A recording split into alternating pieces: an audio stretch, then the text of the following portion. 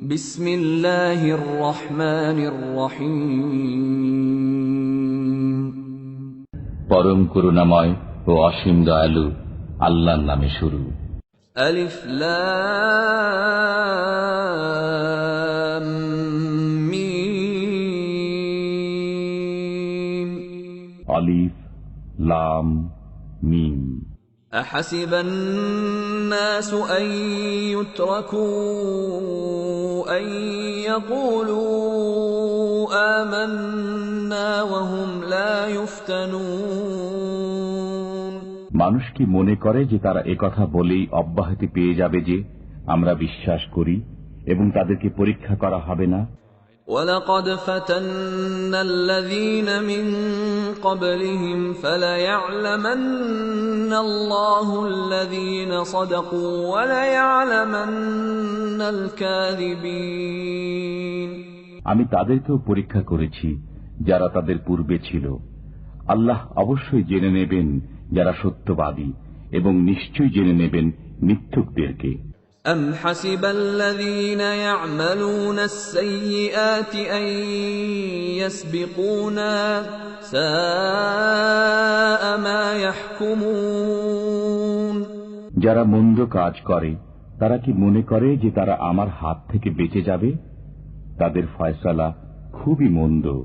من كان يرجو لقاء الله فإن أجل الله لآت وهو السميع العليم। যে আল্লাহর সাক্ষাৎ কামনা করে আল্লাহর সেই নির্ধারিত কাল অবশ্যই আসবে। তিনি সর্বশ্রোতা সর্বজ্ঞানী। ومن جاهد فإنما يجاهد لنفسه إن الله لغني عن العالمين। যে কষ্ট স্বীকার করে সে তো নিজের জন্যই কষ্ট স্বীকার করে। আল্লাহ বিশ্ববাসী থেকে বেপরোয়া। والذين آمنوا وعملوا الصالحات لنكفرن عنهم سيئاتهم ولنجزينهم أحسن الذي كانوا يعملون। আর যারা বিশ্বাস স্থাপন করে ও সৎ কর্ম করে আমি অবশ্যই তাদের মন্দ কাজগুলো মিটিয়ে দেব এবং তাদেরকে তাদের কর্মের উৎকৃষ্টতর প্রতিদান দেব। وَوَصَّيْنَا الْإِنسَانَ بِوَالِدَيْهِ حُسْنًا وَإِن جَاهَدَاكَ لِتُشْرِكَ بِي مَا لَيْسَ لَكَ بِهِ عِلْمٌ فَلَا تُطِعْهُمَا إِلَيَّ مَرْجِعُكُمْ فَأُنَبِّئُكُم بِمَا كُنتُمْ تَعْمَلُونَ। আমি মানুষকে পিতামাতার সাথে সদ্ব্যবহার করার জোর নির্দেশ দিয়েছি। যদি তারা তোমাকে আমার সাথে এমন কিছু শরীক করার জোর প্রচেষ্টা চালায় যার সম্পর্কে তোমার কোনো জ্ঞান নেই, তবে তাদের আনুগত্য করো না। আমারই দিকে তোমাদের প্রত্যাবর্তন, অতঃপর আমি তোমাদেরকে বলে দেব যা কিছু তোমরা করতে। والذين آمنوا وعملوا الصالحات لندخلنهم في الصالحين। যারা বিশ্বাস স্থাপন করে ও সৎ কাজ করে আমি অবশ্যই তাদেরকে সৎকর্মীদের অন্তর্ভুক্ত করব। ومن الناس من يقول آمنا بالله فإذا أوذي في الله جعل فتنة الناس كعذاب الله فإذا أوذي في الله جعل فتنة الناس كعذاب الله ولئن جاء نصر من ربك ليقولن إنا كنا معكم أوليس الله بأعلم بما في صدور العالمين। কতক লোক বলে আমরা আল্লাহর উপর বিশ্বাস স্থাপন করেছি, কিন্তু আল্লাহর পথে যখন তারা নির্যাতিত হয় তখন তারা মানুষের নির্যাতনকে আল্লাহর আযাবের মতো মনে করে। যখন আপনার পালনকর্তার কাছ থেকে কোনো সাহায্য আসে তখন তারা বলতে থাকে, আমরা তো তোমাদের সাথেই ছিলাম। বিশ্ববাসীর অন্তরে যা আছে আল্লাহ কি তা সম্যক অবগত নন? وَلَيَعْلَمَنَّ اللَّهُ الَّذِينَ آمَنُوا وَلَيَعْلَمَنَّ الْمُنَافِقِينَ।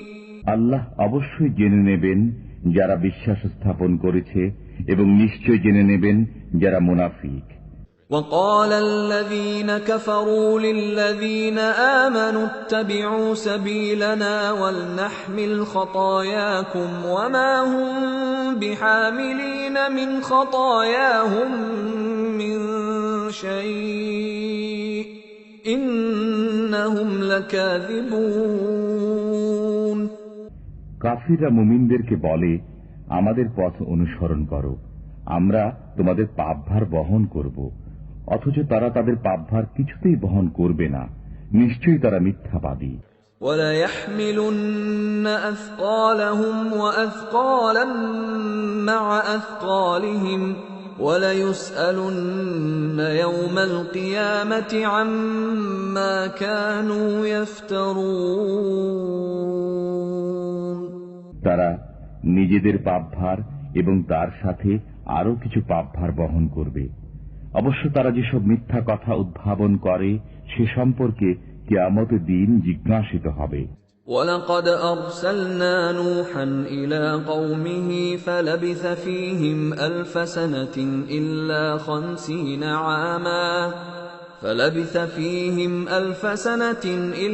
50 عَامًا فَأَخَذَهُمُ الطُّوفَانُ وَهُمْ ظَالِمُونَ। আমি নূহ আলাইহিস সালামকে তাঁর সম্প্রদায়ের কাছে প্রেরণ করেছিলাম।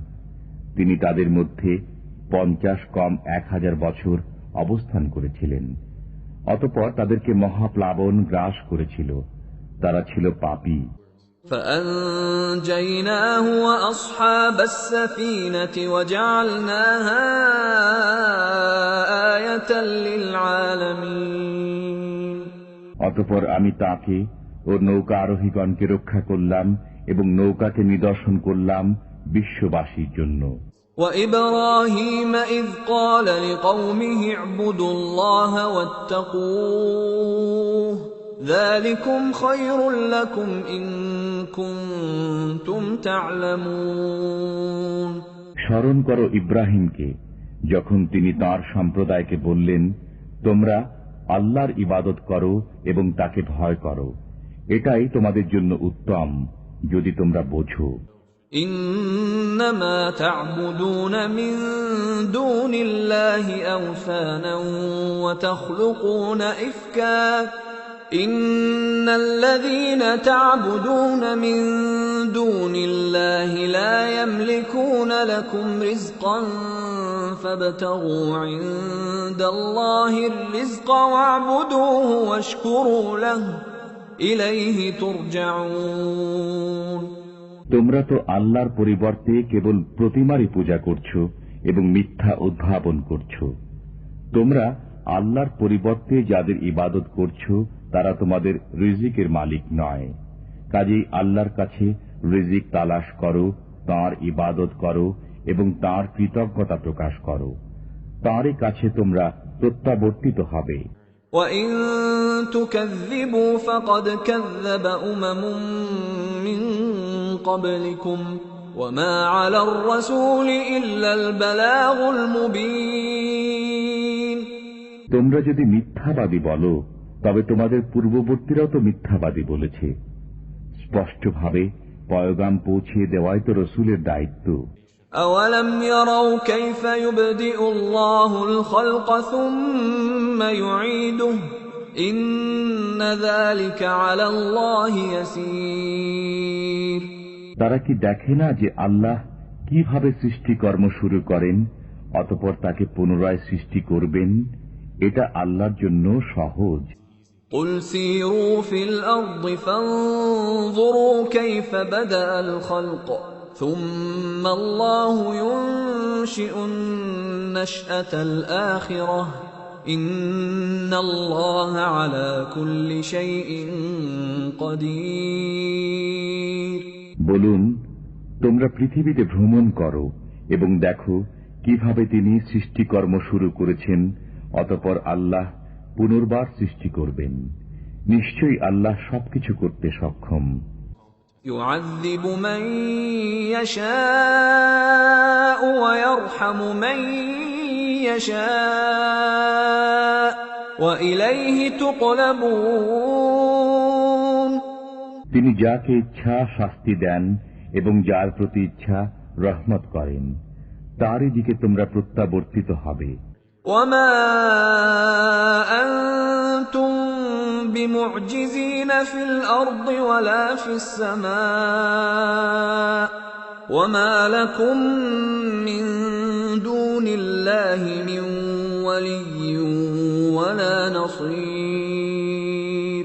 তোমরা স্থলে ও অন্তরিক্ষে আল্লাহকে অপারগ করতে পারবে না এবং আল্লাহ ব্যতীত তোমাদের কোনো হিতাকাঙ্ক্ষী নেই, সাহায্যকারীও নেই। والذين كفروا بآيات الله ولقائه أولئك يئسوا من رحمتي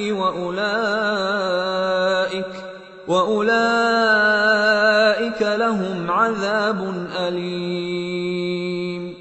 যারা আল্লাহর আয়াতসমূহ ও তার সাক্ষাৎ অস্বীকার করে তারাই আমার রহমত থেকে নিরাশ হবে এবং তাদের জন্যই যন্ত্রণাদায়ক শাস্তি আছে।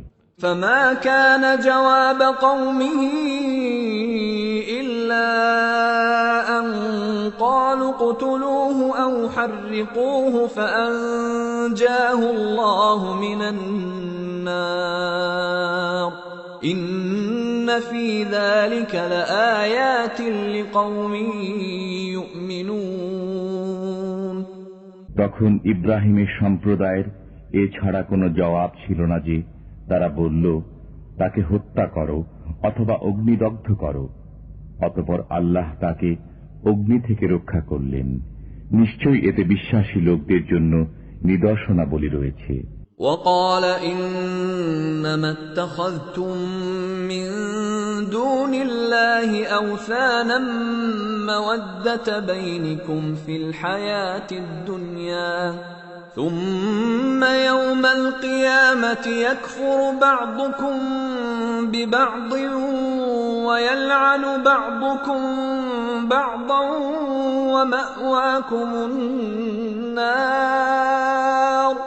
ومأواكم النار وما لكم من ناصرين। ইব্রাহিম বললেন, পার্থিব জীবনে তোমাদের পারস্পরিক ভালোবাসা রক্ষার জন্য তোমরা আল্লাহর পরিবর্তে প্রতিমাগুলোকে উপাস্যরূপে গ্রহণ করেছ। এরপর কিয়ামতের দিন তোমরা একে অপরকে অস্বীকার করবে এবং একে অপরকে লানত করবে। তোমাদের ঠিকানা জাহান্নাম এবং তোমাদের কোনো সাহায্যকারী নেই। فآمن له لوط وقال إني مهاجر إلى ربي إنه هو العزيز الحكيم। অতঃপর তার প্রতি বিশ্বাস স্থাপন করলেন লূত। ইব্রাহিম বললেন, আমি আমার পালনকর্তার উদ্দেশ্যে দেশ ত্যাগ করেছি। নিশ্চয় তিনি পরাক্রমশীল, প্রজ্ঞাময়। ووهبنا له إسحاق ويعقوب وجعلنا في ذريته النبوة والكتاب وآتيناه أجره في الدنيا وإنه في الآخرة لمن الصالحين। আমি তাকে দান করলাম ইসহাক ও ইয়াকুব, তার বংশধরদের মধ্যে নবুয়ত ও কিতাব রাখলাম এবং দুনিয়াতে তাকে পুরস্কৃত করলাম। নিশ্চয়ই পরকালেও সে সৎলোকের অন্তর্ভুক্ত হবে। وَلُوطًا إِذْ قَالَ لِقَوْمِهِ إِنَّكُمْ لَتَأْتُونَ الْفَاحِشَةَ مَا سَبَقَكُمْ بِهَا مِنْ أَحَدٍ مِنَ الْعَالَمِينَ। আর প্রেরণ করেছি লূতকে, যখন সে তার সম্প্রদায়কে বলল, তোমরা এমন অশ্লীল কাজ করছো যা তোমাদের পূর্বে পৃথিবীর কেউ করেনি। أئنكم لتأتون الرجال وتقطعون السبيل وتأتون في ناديكم المنكر فما كان جواب قومه إلا أن قالوا ائتنا بعذاب الله إن كنت من الصادقين। তোমরা কি পুং মৈথুনে লিপ্ত আছো, রাহাজানি করছো এবং নিজেদের মজলিসে গর্হিত কর্ম করছো? জবাবে তার সম্প্রদায় কেবল এই কথা বলল, আমাদের উপর আল্লাহর আযাব আনো যদি তুমি সত্যবাদী হও। قال رب انصرني على القوم المفسدين। সে বলল, হে আমার পালনকর্তা, দুষ্কৃতকারীদের বিরুদ্ধে আমাকে সাহায্য করো। ولما جاءت رسلنا إبراهيم بالبشرى قالوا إنا مهلكو أهل هذه القرية إن أهلها كانوا ظالمين। যখন আমার প্রেরিত ফেরেশতাগণ সুসংবাদ নিয়ে ইব্রাহিমের কাছে আগমন করল, তখন তারা বলল, আমরা এই জনপদের অধিবাসীদেরকে ধ্বংস করব, নিশ্চয়ই এর অধিবাসীরা জালিম। قال إن فيها لوطا قالوا نحن أعلم بمن فيها لننجينه وأهله إلا امرأته كانت من الغابرين। সে বলল, এই জনপদে তো লূতও রয়েছে। তারা বলল, সেখানে কে আছে তা আমরা ভালো জানি, আমরা অবশ্যই তাকে ও তার পরিবার বর্গকে রক্ষা করব, তার স্ত্রী ব্যতীত সে ধ্বংসপ্রাপ্তদের অন্তর্ভুক্ত থাকবে। ولما أن جاءت رسلنا لوطا سيء بهم وضاق بهم ذرعا وقالوا لا تخف ولا تحزن إنا منجوك وأهلك إلا امرأتك كانت من الغابرين। যখন আমার প্রেরিত ফেরেশতাগণ লূতের কাছে আগমন করল, তখন তাদের কারণে সে বিষণ্ণ হয়ে পড়ল এবং তার মন সংকীর্ণ হয়ে গেল। তারা বলল, ভয় করবেন না এবং দুঃখ করবেন না, আমরা আপনাকে ও আপনার পরিবার বর্গকে রক্ষা করবই, আপনার স্ত্রী ব্যতীত সে ধ্বংসপ্রাপ্তদের অন্তর্ভুক্ত থাকবে। إنا منزلون على أهل هذه القرية رجزا من السماء بما كانوا يفسقون। আমরা এই জনপদের অধিবাসীদের উপর আকাশ থেকে আযাব নাজিল করব তাদের পাপাচারের কারণে। وَلَقَدْ تَرَكْنَا مِنْهَا آيَةً بَيِّنَةً لِقَوْمٍ يَعْقِلُونَ। আমি বুদ্ধিমান লোকদের জন্য এতে একটি স্পষ্ট নিদর্শন রেখে দিয়েছি। وَإِلَى مَدْيَنَ أَخَاهُمْ شُعَيْبًا فَقَالَ يَا قَوْمِ اعْبُدُوا اللَّهَ وَارْجُوا الْيَوْمَ الْآخِرَ وَلَا تَعْثَوْا فِي الْأَرْضِ مُفْسِدِينَ। আমি মাদিয়ানবাসীদের প্রতি তাদের ভাই শুআয়বকে প্রেরণ করেছি। সে বলল, হে আমার সম্প্রদায়, তোমরা আল্লাহর ইবাদত করো, শেষ দিবসের আশা রাখো এবং পৃথিবীতে অনর্থ সৃষ্টি করো না। فكذبوه فأخذتهم الرجفة فأصبحوا في دارهم جاثمين। কিন্তু তারা তাকে মিথ্যাবাদী বলল, অতঃপর তারা ভূমিকম্প দ্বারা আক্রান্ত হল এবং নিজেদের গৃহে উপুড় হয়ে পড়ে রইল। وعادا وثمود وقد تبين لكم من مساكنهم وزين لهم الشيطان أعمالهم فصدهم عن السبيل وكانوا مستبصرين۔ আমি আদ ও সামুদকে ধ্বংস করেছি। তাদের বাড়িঘর থেকেই তাদের অবস্থা তোমাদের জানা হয়ে গেছে।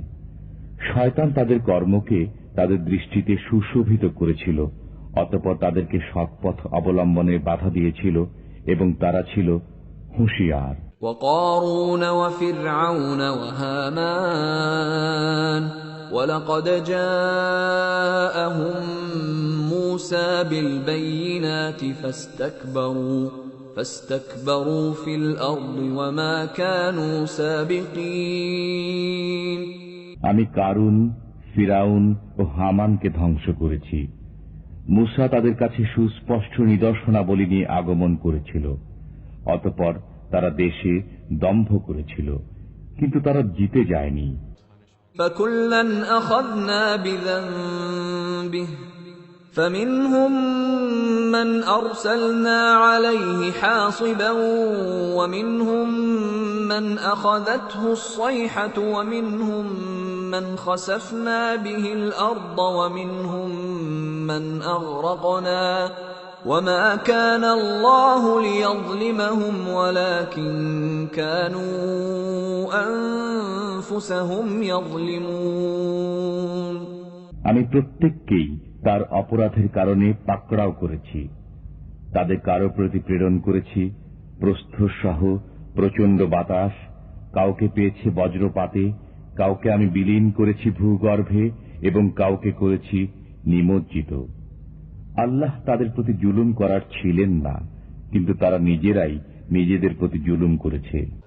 مثل الذين اتخذوا من دون الله أولياء كمثل العنكبوت اتخذت بيتا وإن أوهن البيوت لبيت العنكبوت لو كانوا يعلمون।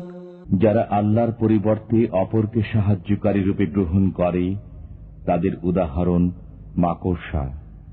সে ঘর বানায়, আর সব ঘরের মধ্যে মাকড়সার ঘরই তো অধিক দুর্বল, যদি তারা জানত। ইন্নাল্লাহা ইয়া'লামু মা ইয়াদ'উনা মিন দুনিহি মিন শাই'ইন ওয়া হুয়াল আজিজুল হাকীম। তারা আল্লাহর পরিবর্তে যা কিছুকে ডাকে, আল্লাহ তা জানেন, তিনি শক্তিশালী, প্রজ্ঞাময়।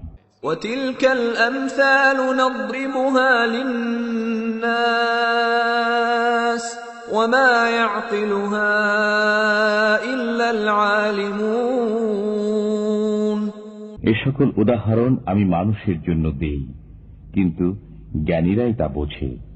خَلَقَ اللَّهُ السَّمَاوَاتِ وَالْأَرْضَ بِالْحَقِّ إِنَّ فِي ذَلِكَ لَآيَةً لِلْمُؤْمِنِينَ। আল্লাহ যথার্থরূপে নভমণ্ডল ও ভূমণ্ডল সৃষ্টি করেছেন, এতে নিদর্শন রয়েছে ঈমানদার সম্প্রদায়ের জন্য। أُتْلُ مَا أُوحِيَ إِلَيْكَ مِنَ الْكِتَابِ وَأَقِمِ الصَّلَاةَ إِنَّ الصَّلَاةَ تَنْهَى عَنِ الْفَحْشَاءِ وَالْمُنكَرِ وَلَذِكْرُ اللَّهِ أَكْبَرُ وَاللَّهُ يَعْلَمُ مَا تَصْنَعُونَ। আপনি আপনার প্রতি প্রত্যাদিষ্ট কিতাব পাঠ করুন এবং নামাজ কায়েম করুন। নিশ্চয়ই নামাজ অশ্লীল ও গর্হিত কার্য থেকে বিরত রাখে। আল্লাহর স্মরণ সর্বশ্রেষ্ঠ, আল্লাহ জানেন তোমরা যা করো। ولا تجادلوا أهل الكتاب إلا بالتي هي أحسن إلا الذين ظلموا منهم وقولوا آمنا بالذي أنزل إلينا وأنزل إليكم وإلهنا وإلهكم واحد ونحن له مسلمون। তোমরা কিতাবধারীদের সাথে তর্ক বিতর্ক করবে না, কিন্তু উত্তম পন্থায়, তবে তাদের সাথে নয় যারা তাদের মধ্যে বেইনসাফ। এবং বলো, আমাদের প্রতি ও তোমাদের প্রতি যা নাজিল করা হয়েছে তাতে আমরা বিশ্বাস স্থাপন করেছি। আমাদের উপাস্য ও তোমাদের উপাস্য একই, এবং আমরা তাঁরই আজ্ঞাবহ।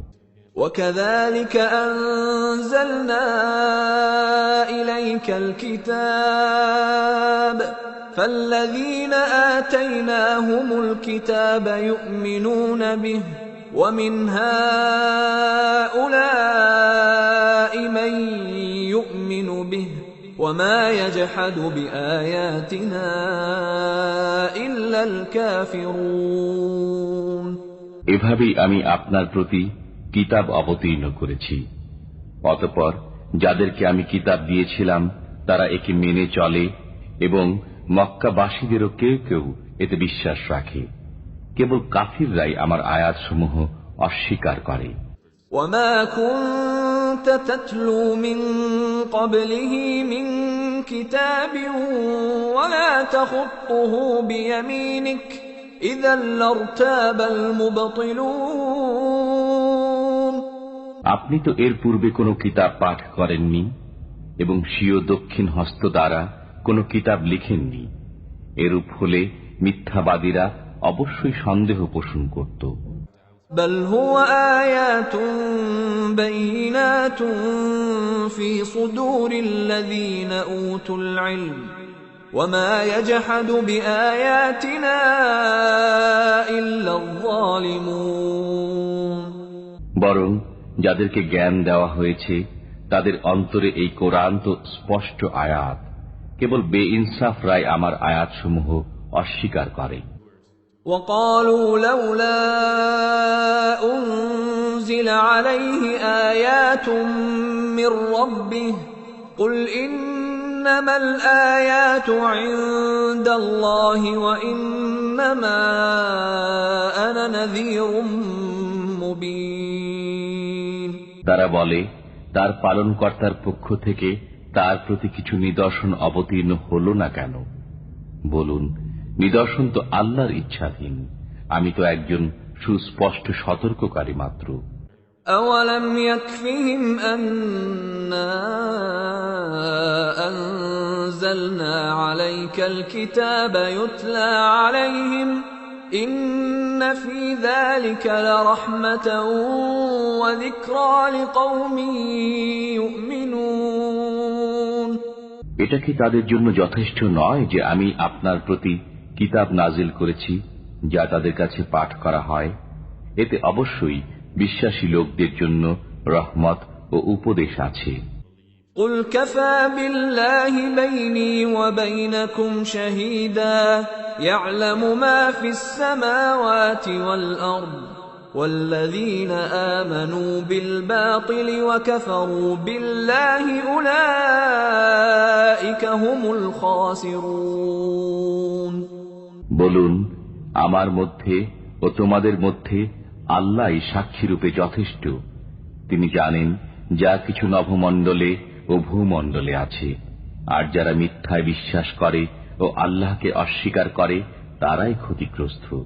وَيَسْتَعْجِلُونَكَ بِالْعَذَابِ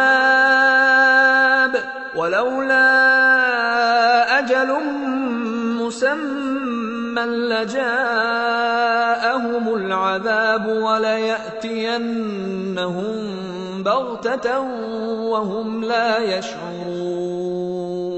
তারা আপনাকে আযাব ত্বরান্বিত করতে বলে। যদি আযাবের সময় নির্ধারিত না থাকত তবে আযাব তাদের উপর এসে যেত। নিশ্চয়ই আকস্মিকভাবে তাদের কাছে আযাব এসে যাবে, তাদের খবরও থাকবে না। يَسْتَعْجِلُونَكَ بِالْعَذَابِ وَإِنَّ جَهَنَّمَ لَمُحِيطَةٌ بِالْكَافِرِينَ। তারা আপনাকে আযাব ত্বরান্বিত করতে বলে, অথচ জাহান্নাম কাফিরদেরকে ঘেরাও করছে। يَوْمَ يَغْشَاهُمُ الْعَذَابُ مِنْ فَوْقِهِمْ وَمِنْ تَحْتِ أَرْجُلِهِمْ وَيَقُولُ ذُوقُوا مَا كُنْتُمْ تَعْمَلُونَ। যেদিন আযাব তাদেরকে ঘেরাও করবে মাথার উপর থেকে এবং পায়ের নিচ থেকে, আল্লাহ বলবেন, তোমরা যা করতে তার স্বাদ গ্রহণ করবে। يَا عِبَادِيَ الَّذِينَ آمَنُوا إِنَّ أرضي واسعة فإياي فاعبدون হে আমার ঈমানদার বান্দাগণ, আমার পৃথিবী প্রশস্ত, অতএব তোমরা আমারই ইবাদত করো। كل نفس ذائقة الموت ثم إلينا ترجعون জীব মাত্রই মৃত্যুর স্বাদ গ্রহণ করবে, অতঃপর তোমরা আমারই কাছে প্রত্যাবর্তিত হবে। والذين آمنوا وعملوا الصالحات لنبوئنهم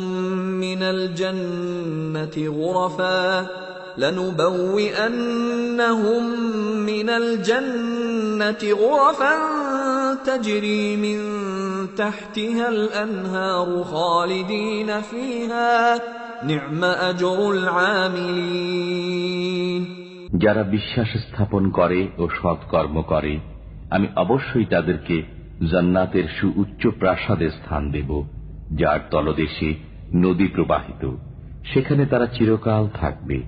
কত উত্তম পুরস্কার কর্মীদের!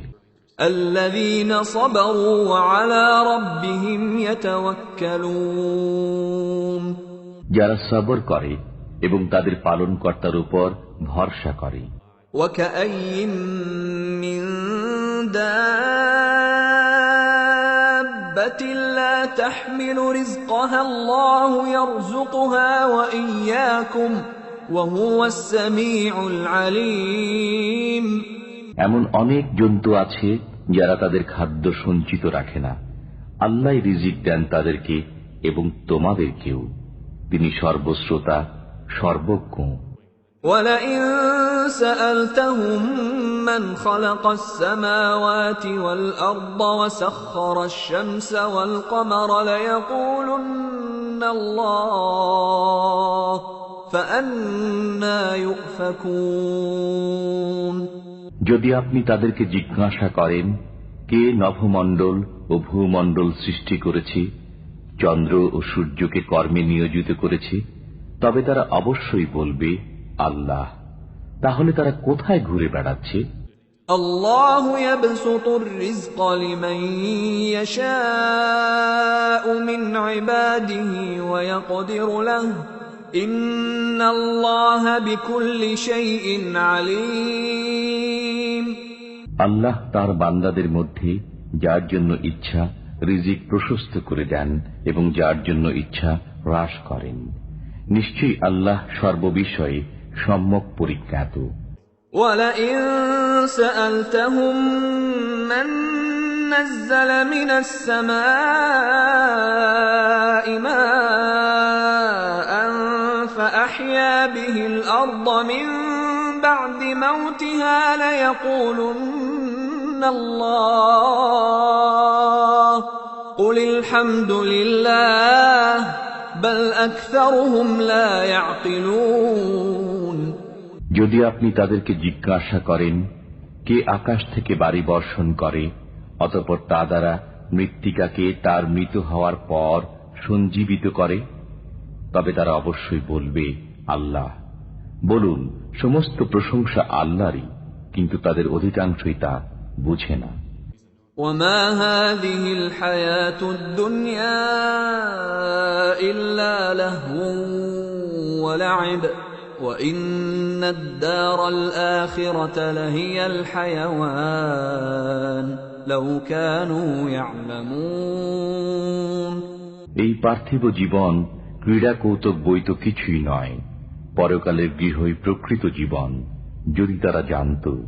فَإِذَا رَكِبُوا فِي الْفُلْكِ دَعَوُا اللَّهَ مُخْلِصِينَ لَهُ الدِّينَ فَلَمَّا نَجَّاهُمْ إِلَى الْبَرِّ إِذَا هُمْ يُشْرِكُونَ তারা যখন জলযানে আরোহণ করে তখন একনিষ্ঠভাবে আল্লাহকে ডাকে, অতঃপর তিনি যখন স্থলে এনে তাদেরকে উদ্ধার করেন তখনই তারা শরীক করতে থাকে। لِيَكْفُرُوا بِمَا آتَيْنَاهُمْ وَلِيَتَمَتَّعُوا فَسَوْفَ يَعْلَمُونَ যাতে তারা তাদের প্রতি আমার দান অস্বীকার করে এবং ভোগ বিলাসে ডুবে থাকে, সত্তরই তারা জানতে পারবে। أَوَلَمْ يَرَوْا أَنَّا جَعَلْنَا حَرَمًا آمِنًا وَيُتَخَطَّفُ النَّاسُ مِنْ حَوْلِهِمْ أَفَبِالْبَاطِلِ يُؤْمِنُونَ وَبِنِعْمَةِ اللَّهِ يَكْفُرُونَ তারা কি দেখে না যে আমি একটি নিরাপদ আশ্রয়স্থল করেছি, অথচ এর চতুর্পার্শ্বে যারা আছে তাদের উপর আক্রমণ করা হয়? তবে কি তারা মিথ্যাই বিশ্বাস করবে এবং আল্লাহর নিয়ামত অস্বীকার করবে? وَمَنْ أَظْلَمُ مِمَّنِ افْتَرَى عَلَى اللَّهِ كَذِبًا أَوْ كَذَّبَ بِالْحَقِّ لَمَّا جَاءَهُ أَلَيْسَ فِي جَهَنَّمَ مَثْوًى لِلْكَافِرِينَ যে আল্লাহ সম্পর্কে মিথ্যা কথা গড়ে অথবা তার কাছে সত্য আসার পর তাকে অস্বীকার করে, وَالَّذِينَ جَاهَدُوا فِينَا لَنَهْدِيَنَّهُمْ سُبُلَنَا وَإِنَّ اللَّهَ لَمَعَ الْمُحْسِنِينَ যারা আমার জন্য অধ্যবসায় করে আমি অবশ্যই তাদেরকে আমার পথে পরিচালিত করব। নিশ্চয়ই আল্লাহ সৎ কর্মপরায়ণদের সাথে আছেন।